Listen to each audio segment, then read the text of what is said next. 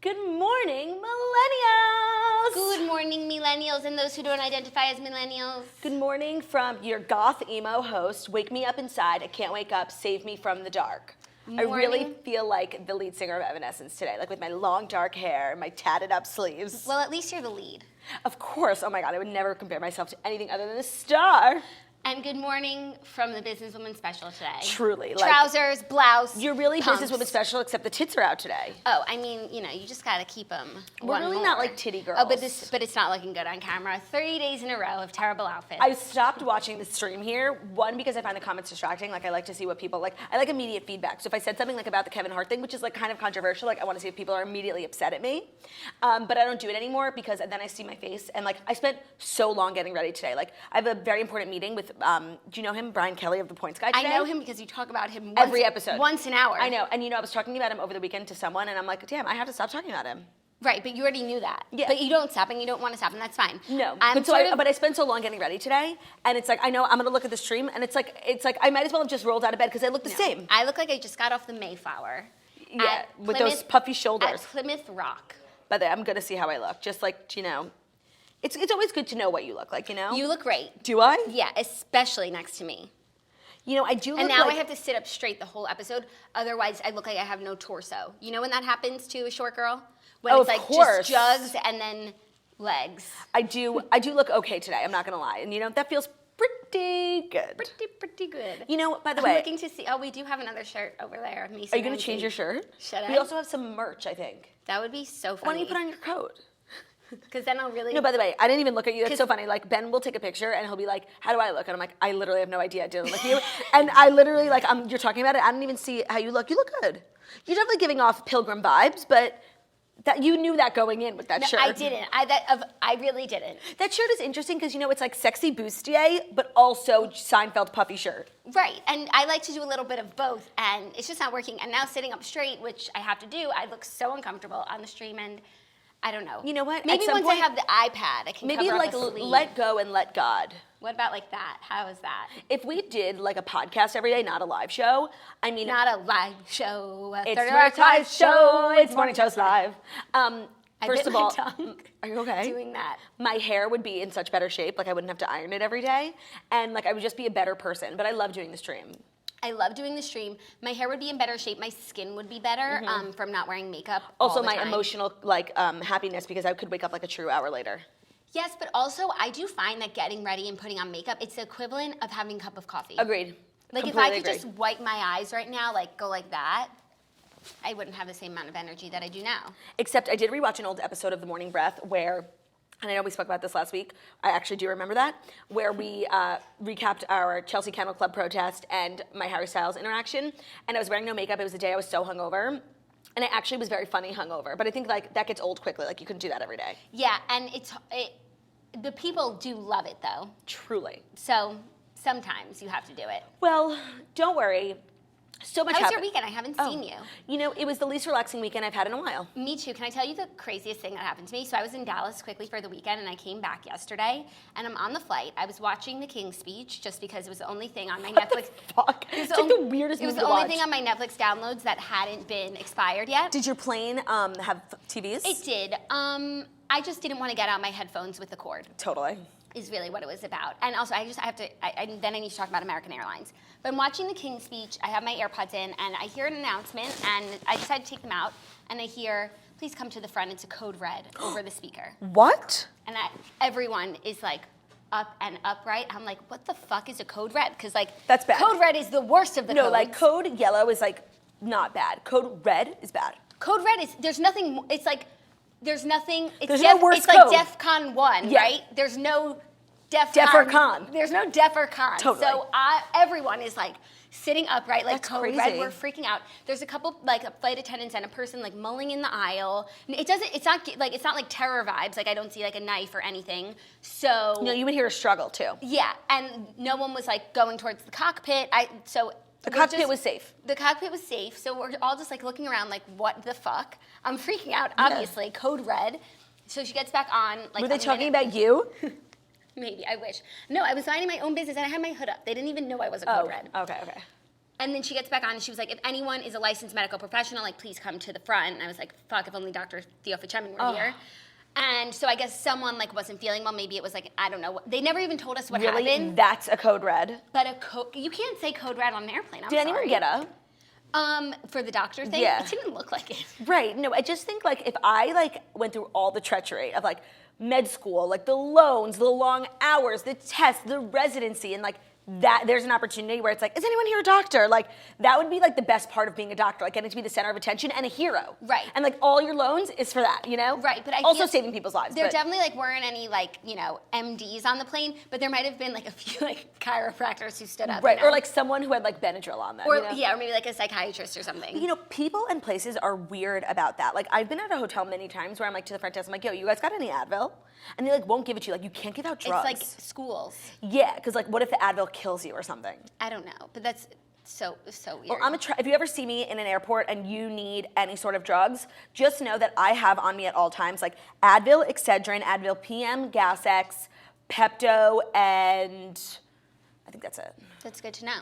Always, because I've been stuck you many a could have time. stood up on the plane. Yeah, no, for sure. And they never told us what was happening, and that's just so rude when you say code red on an airplane. Speaking of code red on an airplane, we spoke about last week Bethany's traumatic experience with her allergy fiasco, and you were talking about it this morning, and a bunch of people had DM'd me to watch Danny Pellegrino's Instagram story. First of all, Danny Pellegrino is just like a great content creator. Great content creator. He does amazing work. He does amazing work, like great Bravo memes, all that stuff. And he well respected in the field as well. Of course, totally. As a Bravo-holic. Connoisseur. And he did a whole deep dive on Bethany's history with fish, and it's like not a politically correct thing. Like, he's brave, because I would never do that. Like, you can't second guess someone's allergies. It's like a very personal thing where, like, they're very self-conscious about it, but he did make some valid points about her history with fish. And he along the way gave her the benefit of the doubt. Okay, so maybe she can have this type of fish, not that type of fish. You guys should watch before this it expires. I don't even know if it has yet. It's worth the deep dive. It's worth the deep dive, and it makes you think. And speaking of diving off the deep end, we are going to dedicate today's entire show to the Golden Globes, because it was really because we watched it. Right, and it was a night where everything happened, but also nothing really happened, you know? Right. But I have a lot of thoughts. Right, so let's go into our general thoughts, and then we'll go into a few specific stories. Our 5 stories. Of the most viral moments of the evening. Jackie and I were saying, actually, I mean, the best part of any award show was red carpet, which I fell asleep and woke up and I was like actually upset. Like, I had waited around for that stupid countdown to the red carpet. I was on E and I'm like, this is so stupid. Where they like predict what people are gonna wear. Oh my God, and they're like, here's the 37 people we're excited to see. It's like the longest list because they have to fill 2 hours. And it was from 4 to 6. 4 to 7. Yeah, because 4 to 6. 4 to 6. 4 to 6 and then 6 to 8. So at 5 o'clock, I'm like, oh, the countdown is over. Like, no way they're doing a 2-hour countdown, but they were. So I like watched a little bit and I drifted off and I woke up at 7 and I was like, so right, I missed an hour of the red carpet when I had sat through an hour of that trash. I'm done with red carpets. No, E maintains the integrity of a good red carpet. Yes, but like red carpets as a whole have gone down. And it's just like everyone's just trying to get that sound bite, and it's so thirsty. But the sound bite was gotten. Today, this morning, I was getting ready, and I said to, it was the first thing I said in the morning. So obviously, you know, my voice, my dictation was off, and I said, Alexa, play Glavin DeGraw.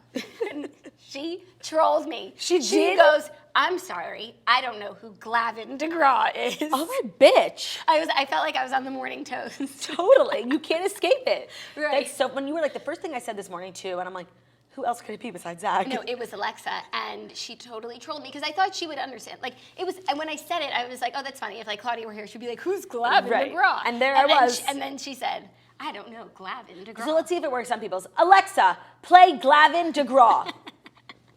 Hopefully it works for everyone.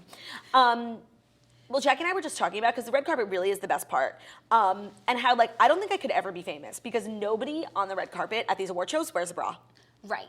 With their little tits that just like stand up on their own and like these or little... their big tits that stand up on their own. Right, no, it's just like, I literally didn't see one girl wearing a bra. I didn't. Even like a strapless bra. No, I didn't try and find one. But no, it was a braless affair. No, all I think is like, because they take those pictures from the side with like a little tit popping out. Like, that's just where they lose me in terms of the relatability. It was like Saoirse Ronan. Oh my God, her boobs. Her boobs, but like her dress was amazing. They stayed right there. No, I always think about that, and it's like, I would be so left out because I would just be like tugging at my bra the whole night. Right, you'd like come like with the Third Love tag sticking out. And except they don't have tags. Tagless. Speaking of Third Love, Love Third Love. And by the way, we've been talking about Third Love for a while, and now toasters like are getting their packages. Like the time has come, and the reviews are in. Rave? They're rave. I'm so glad. I mean, for me, it's like bras are so specific. So if I like a certain type of bra, like maybe it's not for everyone, but so far because you take a quiz online to get the type of bra, and everyone loves it. I feel like I'm a bra connoisseur because if a bra is good for me, it's good for anyone. Yeah, you know and what if I you mean? go into a bra store, they're like, well, what are you, like, If you're you can embarrassed to if say. you can handle my issues, Right. you can take on the world. No, but like the questions they ask you on the quiz are like deeply personal, and like if someone in a store was like, do you experience like overflow? I'm like, no. Yeah. What's that? Foreboob? I'm Saoirse Ronan. I don't have overflow, you know? Right. So if you want to get your Third Love bra, here's how to do it. Third Love knows there's a perfect bra for everyone. So right now they're offering our listeners 15% off your first order. Go to thirdlove.com/morningtoast now to find your perfect fitting bra and get 15% off your first purchase. That's thirdlove.com/morningtoast for 15% off today. And just listen to your fellow toasters. It's true. Some of those bitches in Hollywood need to get on the Third Love train. I feel like we're seasoned experts in this field, and I feel really comfortable giving bra recommendations, you know? No, like I would never give a diet recommendation. And if I did, don't listen to me. Why? Or like you look so good. Oh, thank you. But like not off of a real diet. Right. Or like an exercise recommendation, but like bra, snacks, you can trust me. Totally. Truly on snacks. Okay, so let's go through just your overall thoughts on the Globes before we get into specific moments, because I didn't watch any red carpets because I just got home at 8 o'clock, and I actually happened to watch the whole thing. Mm-hmm. I actually had to go back to watch the intro because you said that Andy Samberg and Sandra Oh were good. Surprisingly funny. So I went back and watched it, and I agreed with you. But you know what's so funny is like the toasters and I and us, like we usually agree. And I put a picture on our Instagram, and I just wanted to know what everyone thought. Because like, to be honest, maybe I liked it so much because I had little to no expectations for them. I didn't know if they had chemistry. I didn't know if Sandra Oh was funny. She's like a serious doctor on Grey's Anatomy, you know? Right. And maybe I was just so pleasantly surprised that I thought it was better than it was. But I really enjoyed it. I thought the jokes were funny. Like, I enjoyed it. However, like my expectations were so low, and it's like if James Corden were up there making those jokes, I would be like, really, that's it? And it's like every time they made a joke, I felt like Samantha from Sex and the City, like, sweetie, you made a little joke. Right? No, it's like good for you. No, Andy Samberg's really funny, and someone wrote in the toast, and I totally agreed. He has like a very specific sense of humor, and you could tell that he wrote a lot of the jokes. Like it was very like dry, like sarcastic, like satirical.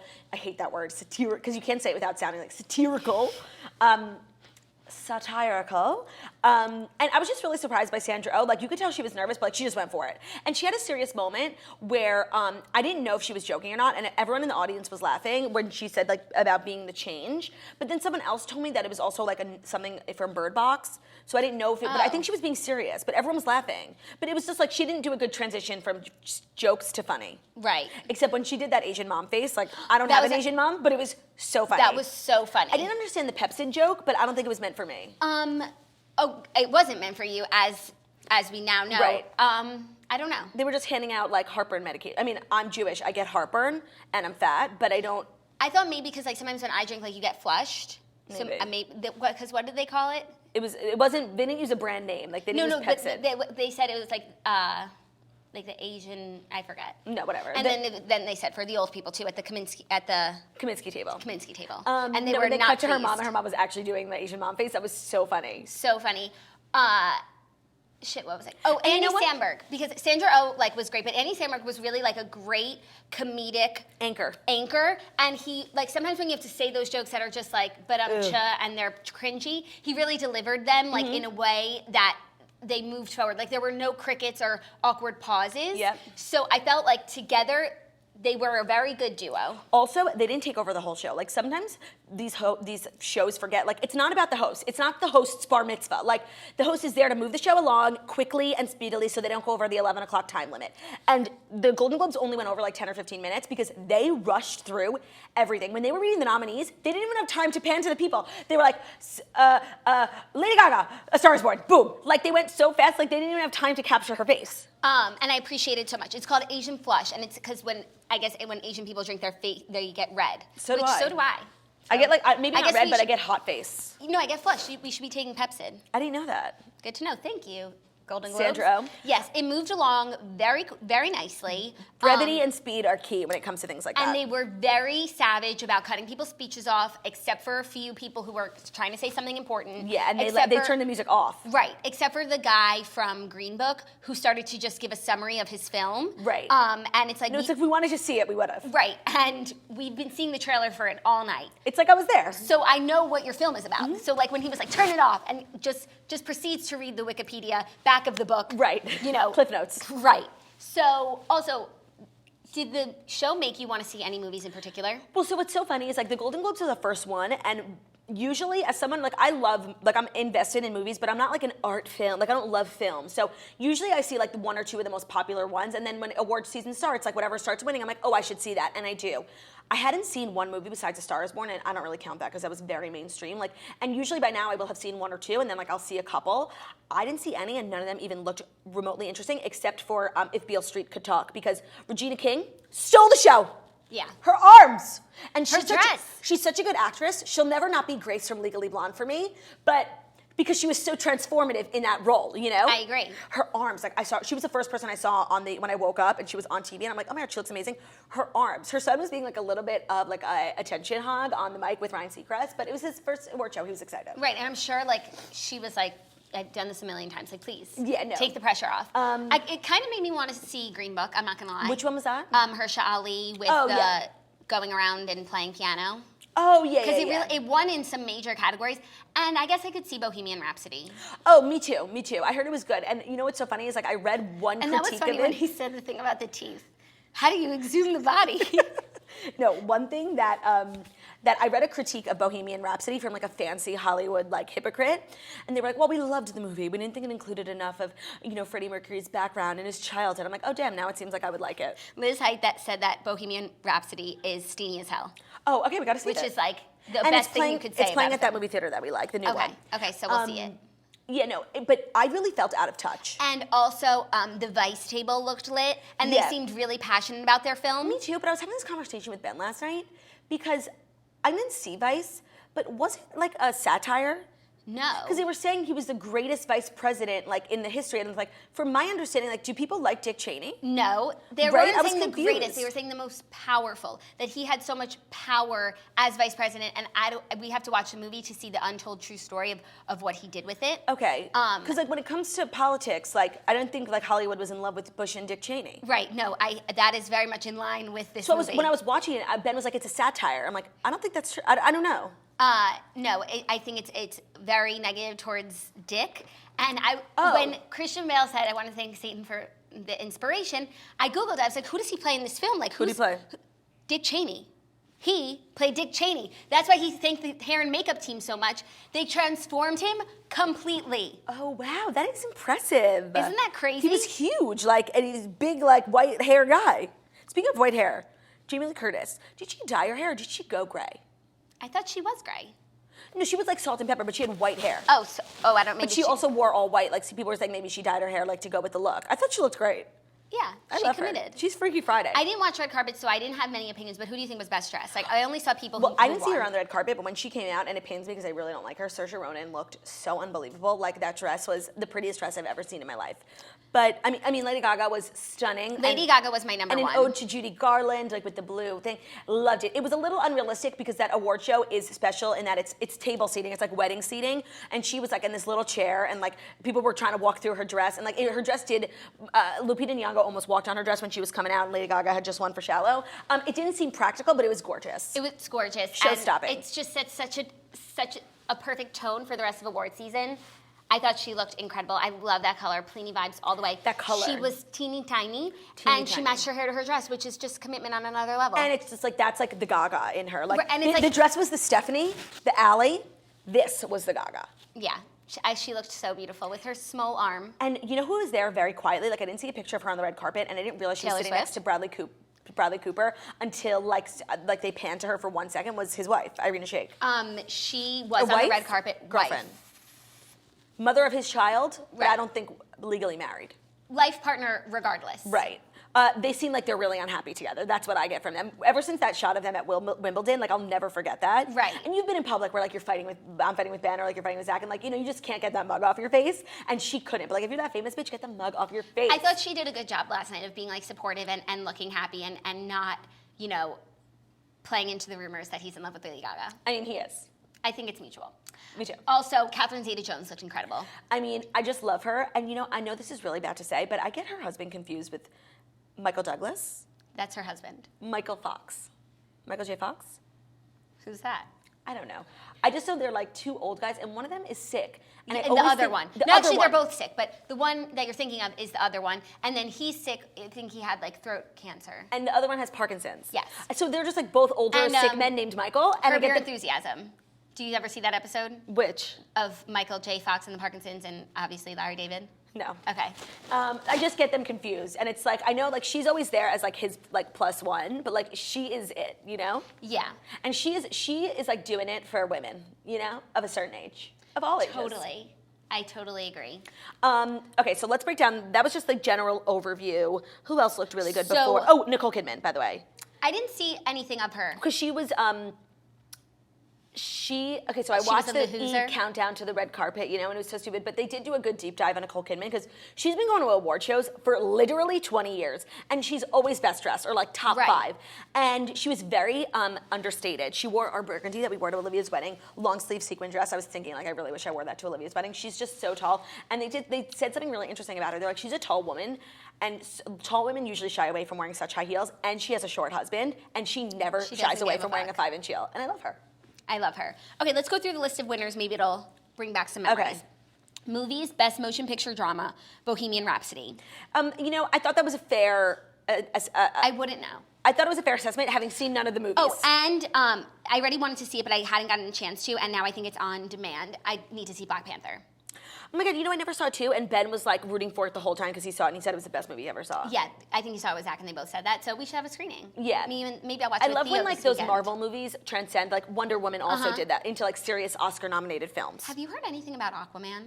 Yes, I heard it was horrible. I heard that too. I'm still going to see it, I mean, obviously. I think we heard it from the same person. Really? Zach Weinreb. Oh, okay, so if he's just spreading rumors, that's fine. I'm going to see it and I'm going to love it. I don't care. Also, Amber Heard was there and like, I'm sorry, I love her. I didn't like her dress.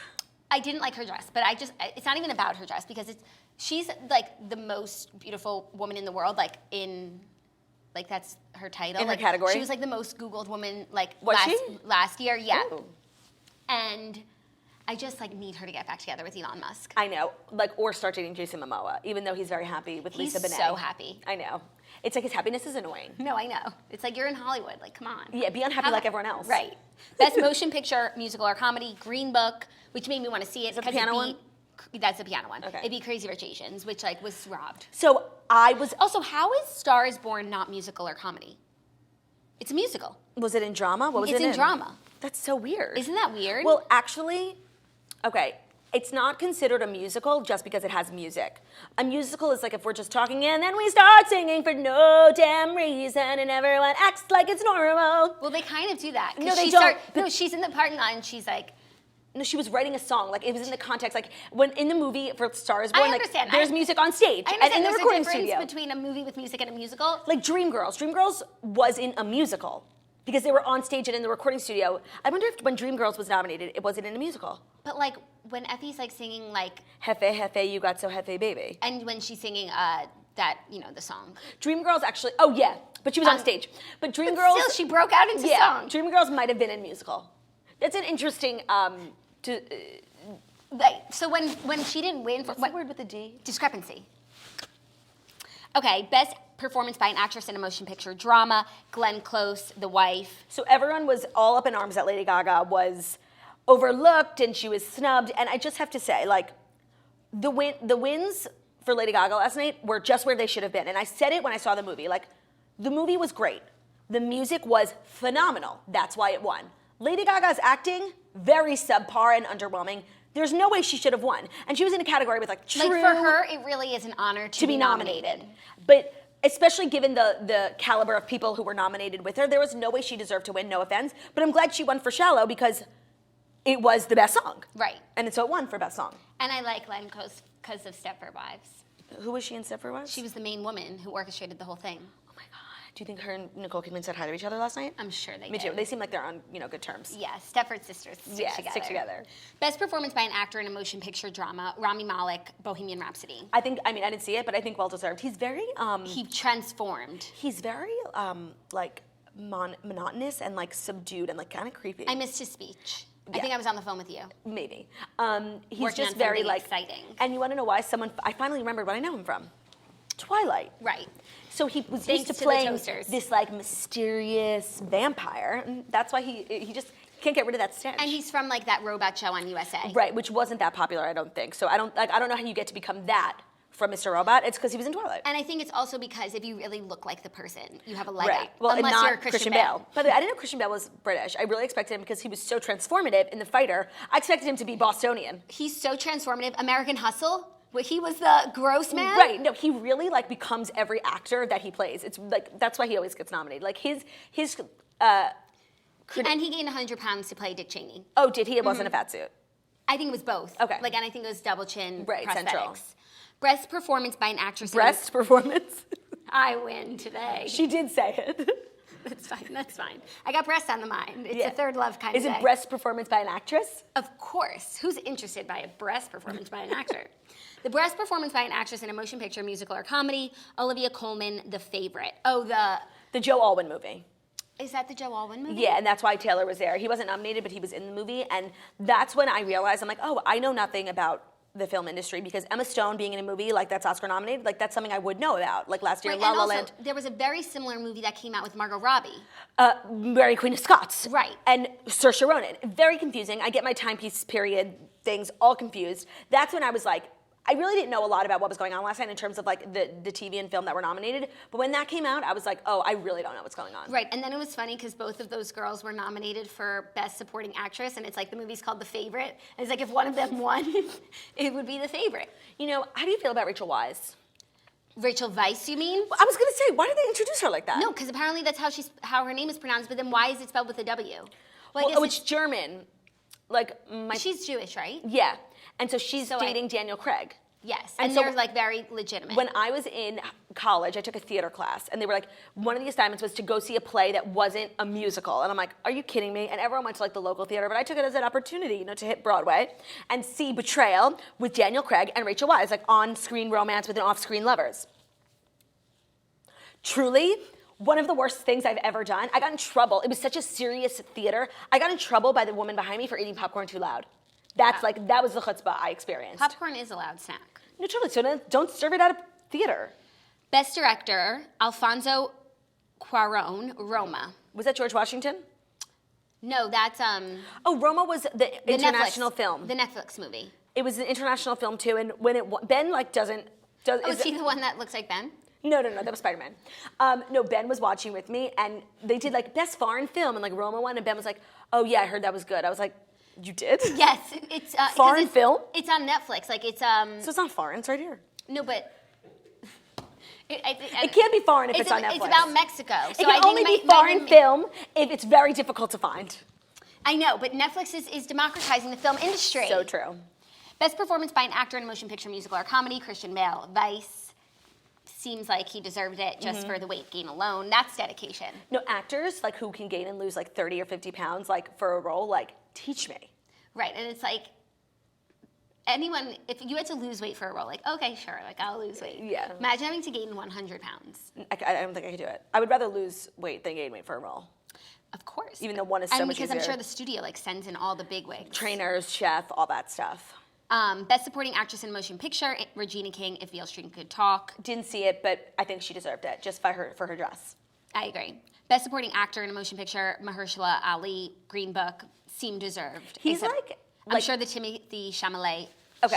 stands. Thank you. I really wanted to talk about that. Just back to Mahershala Ali, like he's just immediately gets respect by everyone in Hollywood. Like it's nice. He just like stands with his back so straight, you know? I want to talk about Timothy Chalamet for a minute because I'm not on board. Okay. I'm just not. I mean, this doesn't surprise me. I just don't understand the obsession. It's like you have a type And it's the of opposite. people that you have a type of people that you don't like. And it's people who just he's become... like a little bit of an older more respected Jacob Sartorius. He is a he is a male Millie Bobby Brown. Yes. Like, is immediately loved, revered, and respected by everyone for being a child who was in one thing. Like, that's not fair. That's all I have to say. And, like, I don't get him at all. No, I don't. Do you know what I mean? I don't Like, think he's for you. What is he famous from? Call Me by Your Name. Yes. And is he 16 or 60? Both. Yeah, like, I don't get. Is he a child? He's a child. And he has that arranged relationship with Litty Moss. Lily Rose Depp. Yeah, whatever. That doesn't seem arranged. They seem like... No, Andy says it's very arranged. Oh my God, they seem perfect for each other. Whoever arranged it is... No, I don't understand his career, and I don't understand so many things about him. That's all I wanted to say. Okay, I don't think he's for you. When I was scrolling Instagram this morning, and E obviously put up a thing, because like they do what they're doing to Millie Bobby Brown, they're going to ruin him. I said, mental note, discuss. Timothy Chalamet. Tillamy Chalamet. Oh, Maybe and it's his name. Sam Rockwell. Do you know him? Of course, Leslie married Bibb's to Leslie husband. Bibb and was in the worst movie ever, 3 Billboards Outside Ebbing, Missouri, but he ended up being the hero in that movie. Sort of. Oh, so, yes. Yeah. Yeah, but he was he also took down a the billboard. major asshole. Yeah, oh yeah, he was bad, then he was good. But he plays George W. Bush. You know, I did know that, and I did see Leslie Bibb with her brown hair sitting next to her. I love them. She's such a supportive wife. No, I love her, so it makes me love him. And Enty writes kindness blinds about them. Like, they are real, they're good people. And you know who else I love? And I wonder if they spoke, Alicia Bitch Longlegs and Becky Bloomwood, because Isla Fisher was there with Sacha Baron Cohen. Why doesn't he host anything? He really does. Like, if only he got half the respect that Timothy Chalamet gets. If only. No, he's truly a talent, like a worldwide talent. And him and Isla do like such good philanthropy, like for the community, and nobody cares about them. I love them. If I were in Hollywood, I'd want to be friends with them. When I was in Hollywood, I met them at a party, and like it was very difficult for me to just to stand next to them and not be like, very nice. You know? My wife. No, it's like the things that we love about them is like, 1, Confessions of a Shopaholic, 2, like him, like Kazakhstan, Aladdin motherfucker, whereas like everyone loves them for like other shit, and I just like, I want to talk to them about that, you know? Right. Bachelorette. Men like you are the reason I left Finland, you know? That's Right. like not what people know about them, and that's annoying. You want to talk about the recent fish crisis. No, I feel so terrible for the whole fiscal family. Best original score in a motion picture, Justin Hurwitz, First Man. I guess we're getting What the into hell is First Man? Never heard of it. Claire Foy, Who the fuck is Claire Foy? Never The heard of Crown. her. Oh. the queen. Okay. For now. Ooh. No, she's getting replaced. Very sad stuff. Best original song in a motion picture, Shallow, A Star is Born. Oh, by the way, I didn't know Mark Ronson wrote it. I mean, I'm not surprised because everything Mark Ronson touches turns to gold, and he's the underrated, hottest, most eligible bachelor in Hollywood, who comes from like a socialite rich family. Like, he has money, but he also comes from money. Like, oh, what's better than that? Love him, and I didn't know he was a part of it, and it made the most sense. But when they made the announcement, they were like, Shallow, and then the man came on the speaker, and he was like, the award is being accepted by Mark Ronson. That's all they said, and there were 4 fucking people on stage, and they didn't even say Lady Gaga. And I was thinking, I'm like, did she not write it? Weird. Maybe like Mark Ronson paid that. Like, But then I saw on Twitter, like, they all got it, all 4 of them. okay. They get the statue. So now we need to talk about, because those are the most important categories, Lady Gaga's path to EGOTness. Because if she doesn't win Best Actress, but she wins an Oscar. What does she have already? She has an Emmy. Wait, let me just look it up. Because she's been nominated for, like, all 4. Right. So it's Emmy, Grammy, Oscar, Tony. Golden Globes don't even matter. Oh. So she has an Emmy, I believe, for American Horror Story. She has Grammys, of course. She needs an Oscar, and I guess she needs a Tony. Look, this is written by Pop Sugar, and it's so true. Although it seems like Gaga has won a ton of awards already, she's actually still a ways away from the EGOT designation. The vast majority of Gaga's awards are from the music industry, including 6 Grammys. She does have 2 Golden Globes for American Horror Story and now for A Star is Born, but those don't count towards the EGOT. What about an Emmy? She has an Oscar for a song. Because it says even if Gaga wins, oh no, sorry, she doesn't, sorry. Even if Gaga wins did for one, When It Happens to You. Right, even if Gaga wins 1 or more Oscars for A Star is Born, she'd still only be halfway there. She needs an Emmy and she needs a Tony. She has the Grammy. I believe that she'll get those things, but the Oscar, I think, for her will be the hardest to get. So if she can get it right now, then she can work towards the other things. Yeah. Okay. Okay, so that's Actually, I feel like the Tony might be hard for her to get. Because Tonys are like theater. She doesn't do that. But she does. Like What? She Like, will. you can't win. Yes, she will, but like in the foreseeable future, she's really focusing on her acting career and her Vegas residency. Like, a Tony doesn't come from that. No, but she could get one if she just like wants to. Plus, she has a Tony Bennett. Who has an EGOT? John Legend just got one. Elton John. Whoopi Goldberg, I think. Very nice. Very Okay, cool, very cool. now let's get into some of the specific moments, like when Chrissy Metz called Alison Brie a bitch. And then Chrissy Metz said she brutally rebuffed it. She brutally rebuffed it because there are pictures of them together, like they've met and it seems like they're friends, so it seemed like it was a joke. And there is no, like the clip that, what was it, Entertainment Tonight or whoever had, there was a bleep on it. But that means someone heard it because there's like a 10-second delay on live streams, so that because of that reason alone. So like when they hear a curse word, they get 10 seconds to bleep it out. So someone had to have heard it in order to put the bleep on. Right. Pre-show co-host Simpson told Page Six that she believes Metz might have called her a babe. You know what? I'm choosing to believe that she did say bitch Unless because she said, "Do I?" She's a bitch. Like or like that's my bitch. No, like she's a bitch. Like, but as a joke, I don't know. It could have been a joke for sure. She's bitching. It could have been a joke for sure, but the No, way but that the it came lead up off is unfortunate. But also the lead up to it, before they cut from her and before she didn't realize her mic was on, like they were like, "Do you know Alison Brie?" She's like, "Do I?" Like she didn't seem overwhelmingly happy to hear that Alison Brie was coming up next. Right. She said, "It's terribly unfortunate anyone would think, much less run a story that was completely fabricated. I adore Alison and would never say a bad word about her or anyone. I sure hope she knows my heart." And then Alison Brie posted an Instagram story of a picture of the two of them saying, "Nothing but love for Chrissy Metz. Rumors can't keep us down." Okay, but here's the thing about Chrissy Metz is that I've heard both from legitimate and non-legitimate sources, like she's a terror. Like she's very difficult to work with. She's a diva extraordinaire. Like you can't look at her on set. Like I've heard crazy things about her. Yeah. I haven't heard anything. Like, I heard her and Mandy Moore don't get along because, like, Mandy Moore's a precious gem of a human who can't deal with the diva-like tendencies of one Chrissy Metz. What? Yeah. That is so wild. But I mean, Alison Brie being a bitch, like... But by the way, she couldn't have directed her divaness at someone more deserving. Like, I hate Alison Brie. I don't hate her. I have no feelings towards her because, like, she's never played, like, a character that I was in love with.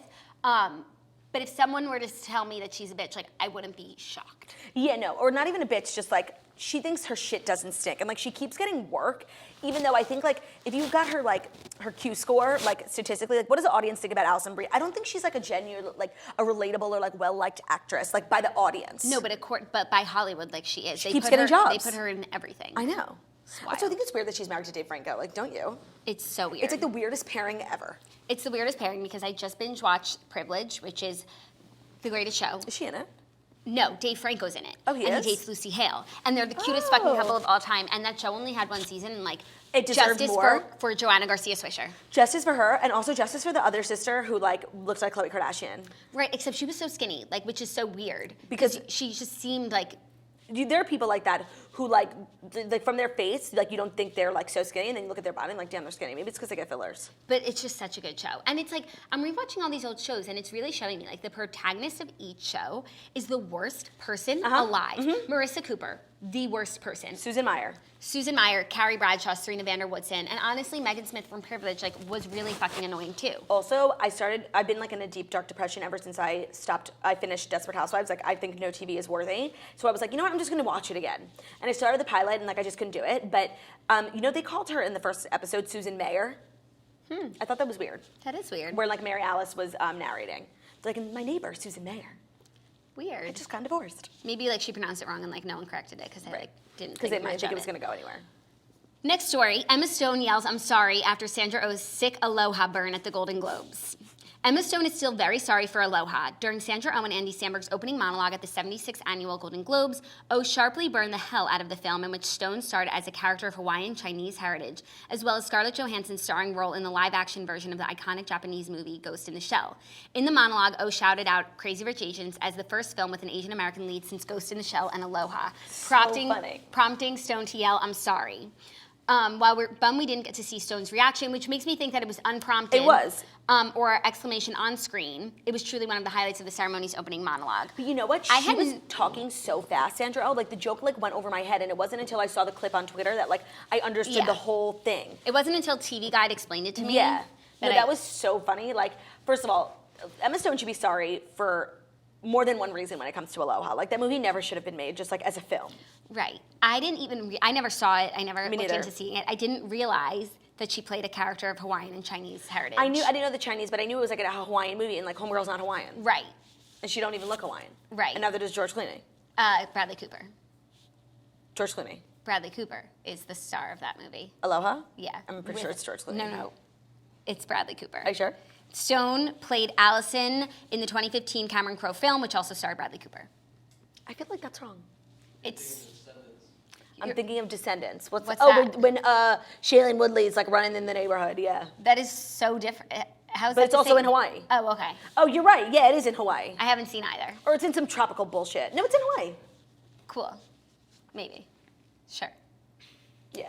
Anyways, I mean, Good on Emma Stone for being self-aware. yeah. And good on Sandra Oh for calling out the injustice Right. of the whitewashing. I mean, and just as a serve because that movie was a flop. Like, Yeah. and that's so embarrassing for both of them. Like, two people at the Golden Globes going to the Oscars who like have Aloha in their portfolio. Did you think that Bradley Cooper got like a little work done? His face looked like very smooth and puffy. He looks great, yeah. No, he looked great. Like he definitely got some work done. For sure. But it's Hollywood. Of course. I mean, everyone's doing everything. But then it's like when he plays these movies, he plays like really gritty characters With like wrinkly with, like, foreheads.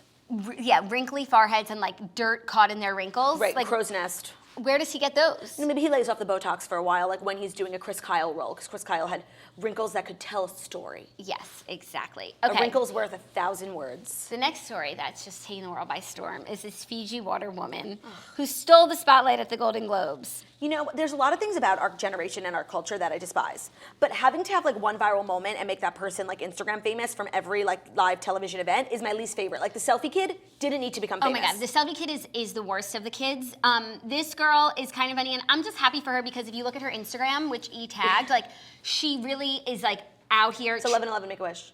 Never show, never show, never show, never show, never show, never show, never show, never show. She's really out here like trying to be an Instagram model. I think she signed with Wilhelmina. So No, like this is good for her This career. is really good. Like sometimes, you know, fame happens to someone who's not prepared for it, and she's ready. Like she has all of her seeds Ducks in order. place, and she's ready to now become like She's got the agent already. Right. She's got the DM for inquiries already. she has like the mindset for it. This isn't like Mason Ramsey, whose grandparents needed to be like taught how to use Instagram. Totally. She's ready for this viral moment, and so for that reason, I'm happy for her. But then like you go look at her Instagram, and it's all like these model Instagram shots, like Instagram model shots, and like she really doesn't look anything like she looked at the Golden Globes last night. And I do have to give credit where credit is due because the first place I saw this and the first person to actually call it out was, shockingly, they had a creative thought of their own, was E. Oh, cool. Like they tweeted it first. They discovered her and in the background, like smiling. So good for her. And she's gonna like get some Fiji money now for sure because she made Fiji like the star of the show. Definitely. And yeah, now she's like a good model, Spokesperson. and she's a model. So Yeah. now she'll be famous, and she'll have success in the career that she wanted. But that is like a fuck up on part of the Golden Globes. Like in a prime spot where people are taking pictures, why do you have a waitress in the background? Like that's not ideal. No, but it's like, it seems as though people took pictures all along the carpet, and she was stationed in one place, and they did want Fiji Water sponsorships. Right, I guess, And yeah. so in all the pictures that she happens to be in, she really milked the moment. Understood. So she wasn't in everyone's pictures all the time, but the ones that she is in, she's serving.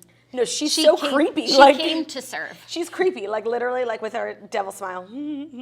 That's funny stuff. It is I'm funny. happy for her because like she'll have success now. No, and like this, like she could have gone on The Bachelor, but this happened, and this is faster and easier and less Speaking painful. of, The Bachelor is on tonight. I can't. You're not gonna watch? I don't know. Like I really struggle, and it's like it's just such a commitment time-wise. It's not even like, and this is what I said to Margot. If I'm home and it's on, like I will watch it in the background. But I can't ever catch up on an episode of The Bachelor because it takes too much time. Yeah. But it's like tonight I have a dinner. Like and then like I can't. I think tonight, I'll definitely watch tonight because it's the big episode, and we'll recap it because we'll get to know all the girls. I'm not going to keep up every week. Like, I need to get to my life. We'll, just like we do with every other show, we'll talk about it when we have a chance and when we're all caught up. But I'll watch tonight just to know all the girls. I don't know if Dana did a Bachelor bracket. Obviously, I'm the reigning champion, and I really need to make another $120. I just So want to might. know, like, I would only be watching it and recapping it for the Toasters. And the Toasters seem to, like, hate the Bachelor franchise. So why don't you guys let me know? Like, I'm only doing it because I have a pit. Like, I feel like I'm letting you guys down. Like, if you don't even watch it, like, great, let me know. Let's hope for the best. Let's hope for the best. Are you caught up on Real Housewives of New Jersey? Yes. Let's talk about it at the end. Okay. Because it's so funny. It's so good. Next story, Melissa McCarthy secretly is handing out ham sandwiches at the Golden Globes. Relatable. To avoid the sound of clinking cutlery on television dinner at the Golden Globes, dinner is largely served before the evening's telecasted event, leaving many actors stranded on the red carpet. But this year, Melissa McCarthy refused to let anyone around her go hungry. Her solution, 30 hidden ham and cheese sandwiches. I've been handing them out to everyone, she told Variety. Next year, I'm bringing hot dogs. Yeah, I was gonna say, like, if you're bringing in like reinforcements, like get something good. Like bring pizza. I mean, nothing sounds worse to me than a ham sandwich. That's been like sitting in Melissa McCarthy's SUV for an hour. But what about some PB&Js? Right, those age better than Even a ham. hot dogs, like you have to keep them warm. They get sweaty. Yeah, I hate sweaty lunch meat. me too. Also, can we just talk for 1 second that we didn't harp on was the flu shot thing? Right. It was very weird. And like Keith Urban literally like jumped back when they tried to give him one. They were actual shots. It was weird until they made a joke about anti-vaxxers. That was funny. They're like, put a napkin on your head and we will just pass right by you. That was really funny. That was really funny. They were actually. Did anyone actually get a shot? I think it was Rachel Brosnahan who got one. That's so. Because her sleeve was out. Like if you were wearing a sleeve, like Nicole Kidman was safe. She was wearing long sleeves. You know what's so weird? I like never gotten a flu shot. Do you ever get them? I got a flu shot one but year. not because like I'm an anti-vaxxer. Like because it's a pain in the ass. yeah, I guess you just go to your local. You can get it as Rain Reed. Right, but you have to like then you have to go and get it. Like I remember when I was working, they used to like have flu shots on site, and so then like you get a flu shot, but people are so like serious about them. I got the flu shot one year, and it was also the year that I got the flu. Because it introduces the virus. Right, and I do think that that's a fluke, like that's not supposed to happen, but I just feel like I'm very unlucky when it comes to things like that, and I don't want to jinx myself. Like I'm probably going to get the flu anyway. Everyone gets it. Like it's the winter. Like it's a part of being alive and in New York. Right. Or So- did I get the flu everywhere? Yeah. Yeah. I just felt like 'cause it's think cold. germs are more prevalent in New York. Yeah, because like we're all touching the same it's things. de Blasio's world. We're just living on it. Right. Next story, really shocking. Kate Beckinsale leaves Golden Globes party with Pete Davidson. Love this because I really need to talk about Pete Davidson, but read us the details, Jack. Pete Davidson and Kate Beckinsale were spotted leaving the Netflix Golden Globes party together. They were flirting all night and sipping Moet champagne, a spy told Page 6 TV, who probably works for Moet Champagne because this seems sponsored. Quote, they were outside on the patio and left together. SNL star Davidson and fiancée Ariana Grande ended their engagement in October after 4 months. Well, good for them. Pete Davidson is looking so healthy. Like he needed to get rid of that hair. And once he did, I just felt like his skin like got its color back. Like he was looking a little green. Yeah, and I think the hair brought out the green. Yeah, but what I really wanted to talk about when it comes to Pete Davidson, and what I want to come back to this, is I just want to talk about the Machine Gun Kelly of it all. Okay. Because Machine Gun Kelly flew to New York when Pete Davidson was in a really bad like downward spiral. They went together last night to the InStyle party. Like they had that little elevator thing of them smoking weed, like really cute. And I just feel like Machine Gun Kelly is a really good friend. I agree. And I think he really actually did help bring Pete out of this like deep dark place he was in. And he was probably like, bro, like let's go to the Globes, like we'll catch some tail. Yeah. And I'm sure Pete Davidson like never even expected in his wildest dreams that it would be like Kate Beckinsale that Like he took literally home. the most beautiful, prominent, like well-established, like well-respected actress in Hollywood. Right. So I'm happy for him because he deserves joy and love. And he needs it. Like he And needs with this someone positivity. who's like not in the realm of Ariana Grande. No, she was too famous for him. No, not even like on a fame level. Like I don't think Kate Beckinsale and Ariana Grande hang out. No, not at So all. like she doesn't have to worry about like he can, go into Different new, social circle. Right. Yeah. So and even if they just hooked up, like and we never hear of this again, I'm just happy for him. No, but it's just so funny because like when you think of Machine Gun Kelly, like he's all tatted up, like he's starting fights with everyone, like you just don't think of him as like a good friend. And that's exactly what he is. I mean, you can't judge a book by its cover. Truly. I look like Machine Gun Kelly today with my shirt. There's nothing weird about your shirt, by the way. Are you serious? I I mean- literally look like a tatted up Evanescence fan. What happened to the lead singer? You got demoted? Yeah, totally. Okay. Wake me up inside. So those are all the Golden Globe stories. Was there anything else that you wanted to talk about when it came to the Globes? I don't like how the Globes has no performances.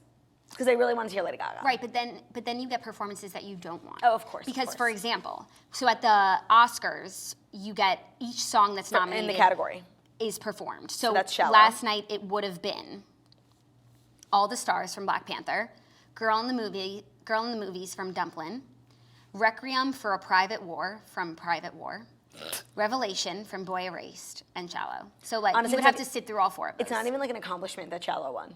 No, not There was at like all. not even a morsel of competition there. Right, because they refused to nominate Greatest Showman. So that's how you knock out the competition. Truly. When you just are ignoring talent that's bursting at the seams.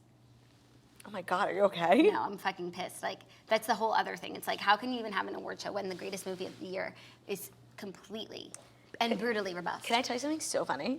I was in a cab and I got stopped like at a light and I was like next to this payphone. And the payphone ad was from 1 year ago. It was a Greatest Showman ad. It's so weird when It's that like happens. payphones aren't like a hot commodity anymore that nobody wants to buy them. So they literally left the poster for Greatest Showman in there. It's like the greatest advertisement ever. It's on a quiet street though. I don't think it's very popular. And Greatest Showman is just a timeless film, so it can stay there forever. Right, but no, it literally says like coming soon. Right. It's like, no, it came already. No, it's like says like December 20th, so you're like, oh, it just came out. Right, how exciting. But it was also like the 1 year anniversary on the day that I saw it. And I'm like, irony. That's the thing about irony. It's ironic. Okay, and then we're doing one non-Globe story because just something that happened this weekend that must be discussed. Mm-hmm. The other night, Kris Jenner tweeted Oh my God. a video of Kendall Jenner saying that she was going to make a really big announcement. It was the next very night. ambiguous. It was very ambiguous on Twitter. Basically, Kendall saying like at 14 she started to realize that she was going through something, and that she thinks that talking about it will help other people. She wants to use her platform to leverage to know that she's not the only one. Right. And Kris Jenner literally wrote this essay about how Kendall is her hero, like she is such an inspiration. She can't believe how brave she's being. So there was a lot of speculation about what it was going to be. It was really crazy that Kris Jenner was able to like write such a long caption, and it was such a long video without actually saying what it's about. Like it was almost like a parody of just talking about stuff. Right. And a lot of people were speculating that she was going to talk about living with anxiety. Right, like going through like, because she really, out of all of them, like has the worst social anxiety. It's like crippling. So I thought it was going to be that, and I'm like, okay, this is like a little like weird to make a video about it. But Like a little dramatic, considering we all know that. Right, and she talks about it a lot. Right. But it was not that. She announced that she is partnering with Proactiv, was the big announcement. She is the new face of Proactiv, quote, I feel great on the inside and out. Kendall Jenner is keeping up with Proactiv 1 year after embracing her acne at the Golden Globes. The supermodel and reality star is the latest spokesperson for a popular dermatologist-developed skincare line she revealed during a commercial spot on Sunday. Quote, a lot of people have seen me struggling with acne, mostly through paparazzi photos or the Golden Globes, she tells People exclusively. I had exhausted all other options and decided to try Proactiv. It really worked for me. I feel great on the inside and out. It's just a very simple and easy routine. I love the cleanser and retinoid acne treatment, and everyone should use a sunscreen, she adds. It really helps having it in your regimen every single day. So here's the thing. The thing is that I wasn't really surprised that this was a huge letdown because everything the Kardashians do is so manufactured. Like if there's really something deep and dark, they don't want us to know, and we're never going to find out. So I didn't think it was going to be like what we really thought it was going to be. But this is just a whole other level of taking advantage of like clickbait and people's like vulnerability and gullibility, because to have made this big announcement and having it be like literally a multi-million-dollar, like you're not brave for talking about your acne if you're being paid millions of dollars to do it. Sorry. Well, so that's the other thing. How much do you think she's paid? A lot. I think at least $5 million. Because it's commercials and it's national commercials. And she has to talk, she has to like embarrass herself. And if you think of the caliber of celebrities who've done it before, they only have top, like Justin Bieber did it, Adam Levine did it, so they have like, Perry did it. They have top talent doing it, so they have budget. Right, and it's like she works with the most high-end brands in the world, like Estee Lauder. Chanel. So for her to like work with a brand like this, I think the money had to be right. Yeah, and it was, because Kris Jenner knows that 10% is worth a lot. I'm shook. I really was so shook. A lot of the judges called it. But I wasn't shook because I didn't expect much. But I just can't believe that they would take advantage of us. They would tee it up like that, like making it a joke. Like if she had just come out as the spokesperson for Proactiv, we'd be like, oh my God, this is great. This is so in tune, good for her. But when you make it seem like she's about to change the world, and like, it's acne medication, and they're like monetizing off this moment last year where she was on the red carpet and like had some pimples, which is like not a big deal, but they were acting like it was this traumatic experience where like someone dropped her on her head and kidnapped her when she was a baby. And I did read a whole article, not an article, maybe like a Facebook post, from someone who was an actual doctor talking about how those pimples on her face from last year were linear, which is a very odd pattern for adult acne. It's like pimples just come where they go. They don't go in a straight line. And that it either could have been like from fillers or just for some sort of injection, like irritation. Like, so maybe it wasn't even real acne. This whole thing is just so calculated. But she definitely suffers from acne because because she's a woman who wears makeup a lot and just came out of her teenage years. Like, right. I get pimples all the time. Right. There's a difference between pimples, I want to say, and acne. And Kendall Jenner has pimples. So do I. I don't know about that. I think we've definitely seen on the show that she has like skincare issues. So I'm not going to like say that she doesn't have acne. I just want to say, who doesn't? No, for sure. It used to be like. It's like this disease. Like everyone has skin problems. Like some days are good and some days are bad. And sometimes Kendall goes on a red carpet and she looks good. And some days she has a breakout. Like congrats. Right. Bill Thorne's been talking about this for years. Acting like it's a disease. Right. Miley Cyrus has been posting pimple cream selfies on her Instagram for years. No, it's like they're acting like how it's Kim's psoriasis. It's not. It's pimples and it's very normal. It's very normal. And it's so great that there's something out there like Proactiv to help people. To help. It's very interesting. So anyways, my issue was with the lead up and the hype, and congrats on a cool new partnership and the paycheck. Like, happy for you. Maybe she'll now upgrade her house or something. Maybe. Even though she just moved. To a house or another A house apartment? in Calabasas, and it just got done. Like, remember in this season, her only storyline was like the renovations. Oh, right, and like living with Kim and then being like having nowhere to live. Meanwhile, your family has like mansions all over the coastline. Like, so now she's finally in the house, like in real life, like it just got finished. cool. By the way, is everyone enjoying our new camera setup? Like, I'm enjoying it. I'm enjoying it too. I was also noticing on the close-ups, one, I look better on close-ups today, which never happens. Oh, thank God. And two, I was rewatching last week's episode and like the close-ups are also highlighting my crooked teeth. You have crooked bottom teeth, My which is crooked bottom teeth. better than crooked top teeth. Oh, of course. And I've always been like kind of into the crooked teeth because they like make me feel like Miley, even though she got new teeth. It makes me feel like Miley in And Hannah her Montana, snaggletooth, yeah. the movie era. But now I think the thing about crooked teeth is like they just continue to get worse. Would you ever do like an invisible aligner? Yes, so I'm starting to work with Candid Co. Oh. to reshape my crooked teeth. Like I don't need them to be perfect teeth, but they're getting a little out They of just need control. to be better. And it's like it's not good for your teeth to let them be so crooked. Right, so Candid makes clear aligners that are sent directly to your home and are customized specifically to straighten your teeth. The aligners fix crooked teeth, crowding, protrusion, and gaps. The first step is to purchase their modeling kit, which will be sent to your home so you can take impressions of your teeth. The modeling kit is $95. So you are just one step away from getting straighter, whiter teeth. Take advantage of Candid's risk-free modeling kit guarantee. Plus, when you use our dedicated link, candidco.com/toast, you'll save 25% on your modeling kit. That's a lot. That's candidco.com/toast to get 25% off the price of your modeling kit. candidco.com/toast. Well, I look forward to watching you evolve. Joey Camasta, who is going to co-host this week while I'm gone, he does invisible aligners. You should ask him because I've seen him take them in and out of his mouth. I will ask him. You should ask him like if he enjoys the process. I will. I'm down for invisible aligners. Like, And also, you don't have to wear them out of the house. Like we work from home most of the day, so just wear them inside. no, it's not a big deal. I'm not ashamed of these teeth. Well, speaking of, so here's housekeeping. Oh, and then we have to recap New Jersey. Okay, so I'm back. I'm here today and I'm here tomorrow. Yes. I leave Wednesday, to which I'm actually leaving Theo in the care of his aunt. Jackie's gonna take Theo Wednesday till Sunday, because Zach's going on his bachelor party, so you have 3 or 4 days without him and then like 1 or 2 days with him. How are you feeling? Nervous, excited? I'm feeling really excited. Obviously, I'm a little nervous, but I feel like this is a necessary step in order for me to figure out if I can handle a dog. Yeah, I think you can. I think I can too, but it'll be a lesson for sure. And I'll like write out the whole schedule for you. Yes, and Theo is a precious angel of a man, and so like even if I get a puppy, it's gonna be harder. So working with like a doctor and a political refugee is gonna be easier than what it will actually be like for me. So if I can't handle this, I can't handle anything. I couldn't agree more. And then so Wednesday, Thursday, Friday, we're gonna get co-hosts. Thursday is Joey Camasta.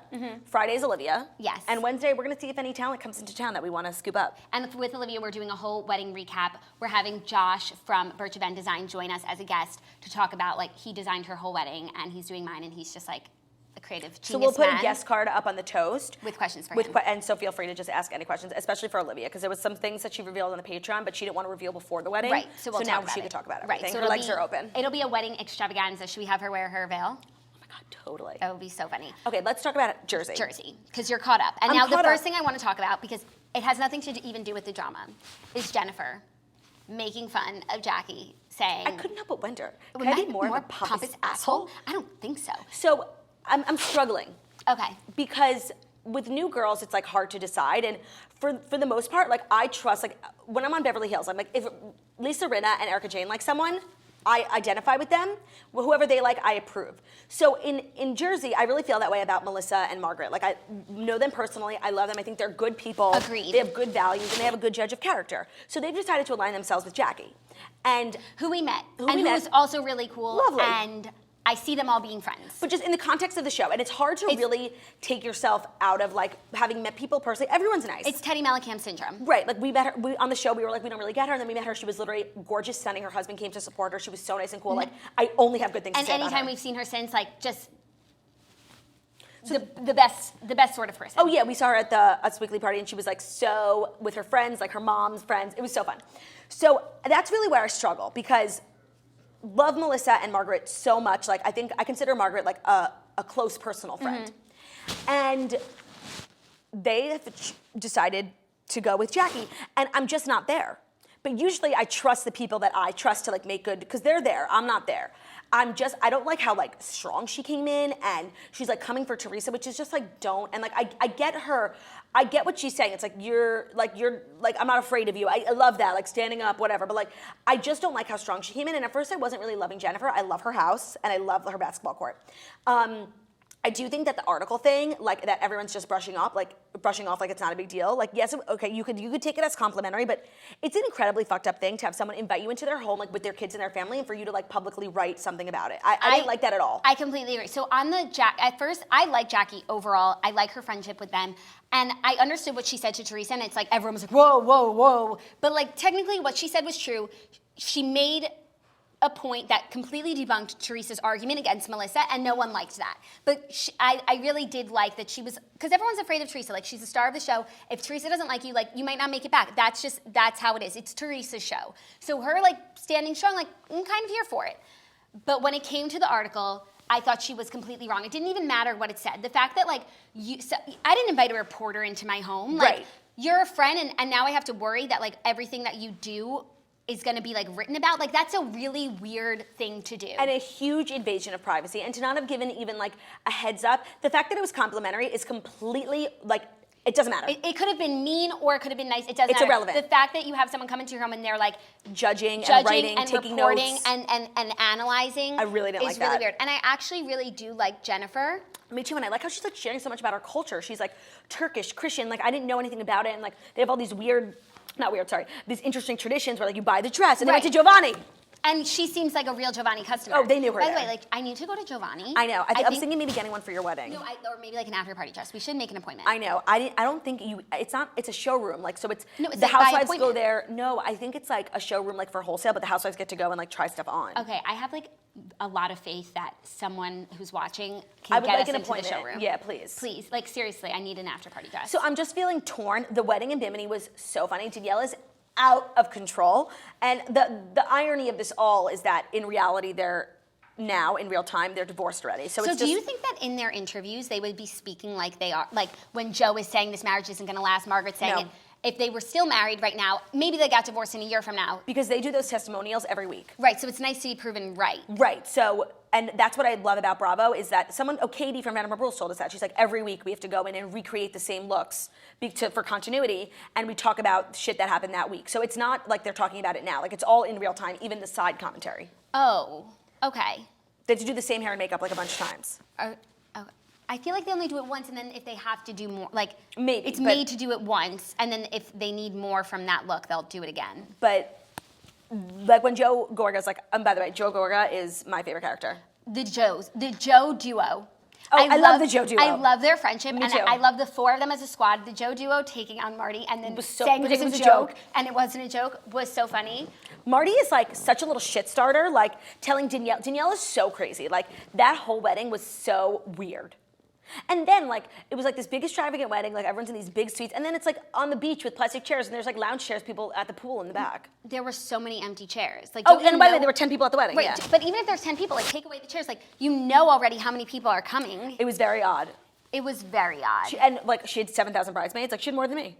No, it was so odd. And I'm honestly really glad that Danielle and Margaret are done being friends, because Margaret deserves better, and she really treats Margaret so differently. Like, Teresa could slap Danielle in the face, and like Danielle wouldn't. Well, Teresa is Danielle's meal ticket, like. Right, but like Margaret, like the bar. Not only is Margaret an incredible friend, but like the bar is even higher than that, and like she's always like yelling at her. It's so rude. She really treats her differently than the other girls. But one thing I didn't agree with Margaret on is like she was totally justified in her feelings, but like don't start it and like don't have the fight on the day of the wedding. Like even though like she was being a crazy bridezilla, it is still her wedding day. She didn't even talk about it tomorrow. No, she was like, I'm going home. I'm getting on a plane. Right, like, but that was after like hours of like badgering and making her feel bad. And, no, but I know, but like do it tomorrow. And it's like she showed up, no makeup, no hair. That to was start crazy. Filming, and you're gonna start like being mean and having fights. Like when I'm literally sitting here, like I've bared it all for you. That was so crazy how like she wrote an email. She's like, come fresh face. They all did the same thing. They all came with wet hair. and no makeup, which was very brave. I would never do that on TV. And it's her fault. She only had one glam person for makeup and one glam person for face. And the way she like yelled at each of them, like first Melissa, she was mean to her. Teresa like just was like sit down, and then Margaret, she like went off, and it's like. And Margaret did her own hair. But they all did the same thing wrong. So it's like that's how she treats. They didn't do it wrong. They said she wrote us an email with an itinerary. But like they equally were in the wrong according to her, and she treated them all so differently. So I'm really glad that Margaret's sticking up for herself. She doesn't need Danielle. And like I'm here for the friendship of Margaret and Dolores. And here's the crux of the issue. I like Dolores. I like Dolores too. She's mad at Margaret for being friendly with Dolores, like going to things, filming with her, blah blah blah. Teresa and Dolores are best friends, and she's never said a word to Teresa about it. Such a great analogy. I like Dolores. I think she's like, I feel like she might not have that much of like a long-term stint on the show because she's really not like in it with the girls. Like she's close with Teresa, she's like individual friendships, but she's not like a part of the group so much. Do you know what I mean? Yeah, but I think the fans really like her. I love her, and I think she's a really good friend to Teresa. Yeah. Which I like. Yeah, and she needs to just have her own, like before she was only getting in fights on behalf of Siggy. Now she's only in fights on behalf of Teresa. Like she needs her own fights. Stand her own ground. But when her fight with Danielle is keeping the show moving forward. When her and Frank were in the kitchen and they found the article, like that was real. Like Bravo didn't know she wrote the article. Like if they hadn't read it, like no one else would have really cared. It's like a local newspaper. It's not the New York Times. The Bergen Record. Yeah, right. She's like, do you have the newspaper? And Jennifer was like, which one? She's like, the Bergen Record. Jennifer was like, no. Who the fuck gets the Bergen Record? No, that was not cool. No, not cool at all. I'm glad we're in agreement. And the one thing that we didn't talk about the Golden Globes that I just like can't believe and we need to reevaluate our lives is Taylor Swift. Oh my God. I'm annoyed because like I have to be at TPG's in 25 minutes. Oh shit, you didn't tell me that. Sorry. No, it's okay. We need to talk about. I broke the story, I just want to say, because I had heard some murmurs. There was a media alert sent out because she was wearing Lorraine Schwartz earrings, and like that's a part of just like like they say who you're wearing. So they got a media alert that she was there. And obviously, who's a close personal friend of the Kardashians, right? Which is why it's and it also made sense because Joe was in the favorite. He was there. They walked completely separately on the carpet for the after party. He walked alone at the Golden Globes. She like snuck in with Idris Elba. She presented the most prestigious award. She looked amazing. I had thought like a while ago that she got her boobs done, and this was like she doesn't bare her chest because she's a nice girl, but this was the first time I really noticed. Like she definitely got her boobs done, and good for her. She looked amazing. I loved her dress. I loved just like the pictures of her and Idris Elba's daughter, who's Mrs. Golden Globe. I feel like they usually make that a bigger deal. Like I agree. Before, like when Kelsey Grammer's There's daughter. always like an announcement. Where was the justice for Mrs. Elba? I don't know. I agree. The Taylor Swift of it all, and I'm sure she got to choose which award she presented. And, of course, she wanted to kiss Lady Gaga on the cheek. So she went in for 2 kisses, and Lady Gaga only went in for 1. That was a very small detail that everyone missed. Don't worry about it. And then when they were walking off, they were like hugging each other. Like they're 2 true icons who respect one another. And then someone pulled up a tweet. It was so cute, like an exchange from 2013, and it was like, Taylor Swift, like, is anyone else like just seeing like Lady Gaga like living her fullest life right now? And Lady Gaga responded, was like, oh my God, thank you so much. Like one day your Prince Charming will come. And like now she's here at the Golden Globes with her Prince Charming, and they're about to get engaged. And it's like Lady Gaga called it because she's a witch, but like in a good way. And Lady Gaga was sitting next to her fiance, Christian Carino, with her back to him because like she's in love with Bradley and he had his hand on her back the whole time. Like he was keeping an eye on his fiance. I mean, he should. She's a hot piece of meat. Okay, so we're back tomorrow, regular Fast 5. Bachelor recap light. We'll see. That's all we got. Make sure to follow The Morning Toast on Facebook, Instagram, YouTube. We're the Millennium Morning Show. We go live Monday through Friday, 10:30 a.m. Eastern Time on YouTube. And we're also available as a podcast wherever podcasts can be listened to, Stitcher, Spotify, Apple, CastBox, Public Radio, all the places. And that's all we got for you. It's been an absolute pleasure hanging out with you. Have a wonderful day, Millennials. Bye.